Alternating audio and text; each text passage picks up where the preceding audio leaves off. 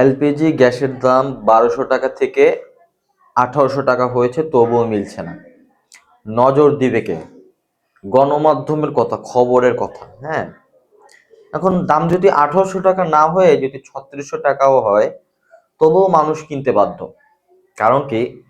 কারণ হচ্ছে নজর দিবে কে? আপনি মাস শেষে টাকা ইনকাম করবেন, টাকা ইনকাম করে আপনি সয়াবিন তেল কিনবেন আর গ্যাস কিনবেন। এগুলাই হচ্ছে আপনার রুটিন।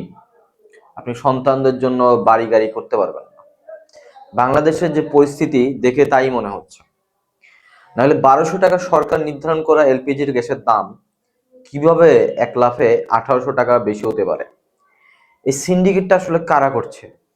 মানে বর্তমানে দাম বাড়ানোর কোনো সময়সীমা নেই, হুটহাট যে কোনো কিছুর দাম বেরিয়ে ফেলবেন।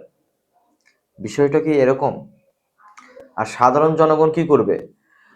ভাত রান্না করার জন্য, তরকারি রান্না করার জন্য যে দাম পাবে সেই দামেই কিনতে হবে, কারণ নিরভয়।